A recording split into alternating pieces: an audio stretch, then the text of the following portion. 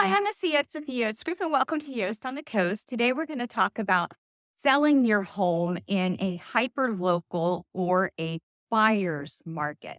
Now, that is different than what we have seen in the past couple years, where it's been a seller's market and there's not enough inventory out there for buyers to bid on. When you have a hyper local market, you will have sections that have extremely high inventory levels and other ones that have extremely low inventory levels.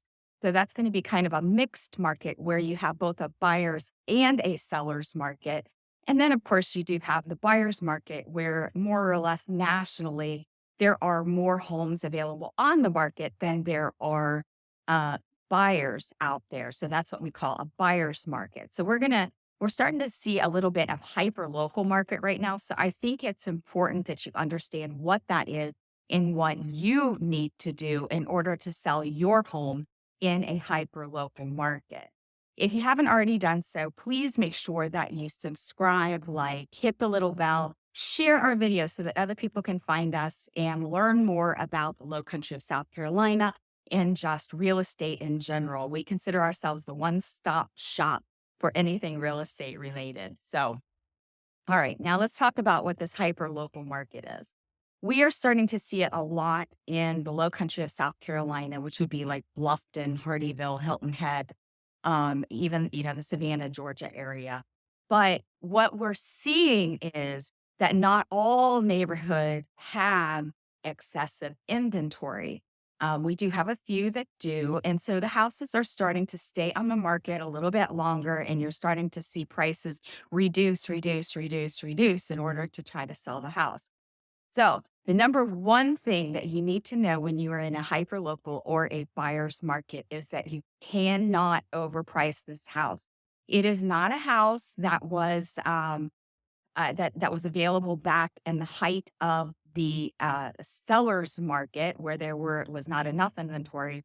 You now have to price it to sell, which means that you are going to see prices coming down, leveling off, the market correcting itself from where we saw that excessive appreciation in the last couple of years. So, number one, price your home correctly. Talk to your realtor, understand that when you're told that the house should be priced at a certain price point, they understand what they're talking about. They're taking more than just Zillow estimates and into account when they're giving you those prices. So you make sure you're not overpricing to where you are going to sit longer and then have to come down. The number two thing is you're going to have to make your home show ready. People are still looking at HGTV type homes where you've got um, the paint is perfect and you've got the right countertops and you've got the right cabinetry and all of that. They're not looking to come in and do a lot of updating. If they do have to do a lot of updating, then that is going to hurt your sale in your price. Now, that doesn't mean you have to spend a fortune on updating your house. It just means do the simple things. Make sure that you declutter your home, make sure that it's staged properly. Make sure that your paint, if you've got like scuff marks and things like that, are updated. And if you have some really wild colors in your house, you may want to consider toning it down to something neutral.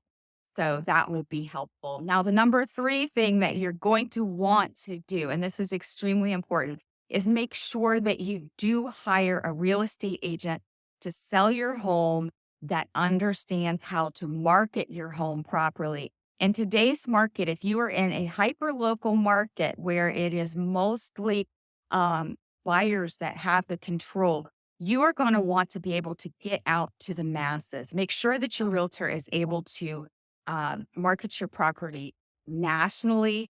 They have access to more than just the MLS, postcards, that sort of thing, things that you normally see. Like we use our YouTube channel to go ahead and market property a little bit further out. And we do a lot of social media advertising, paid ads, that sort of thing to get it out in front of the masses.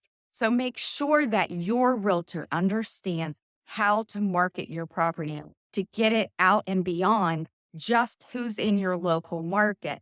That's going to bring more eyes to your property and possibly sell it. You always want to make sure that your home is available when a buyer wants to see it. So keep bins around where you can just toss things in, get it out of the way quickly, push it under beds, whatever in the bin so that you can pull things back out.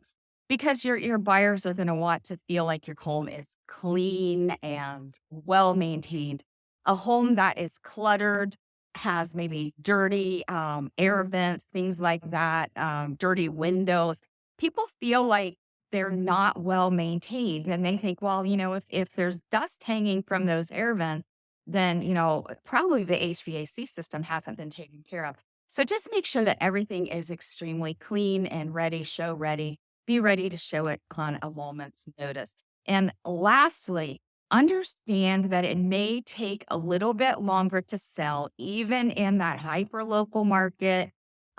So just be patient. Understand it's not going to sell tomorrow. It may not sell next week, but it will eventually sell. There is a buyer for every single home out there. Sometimes it just takes time to find that buyer.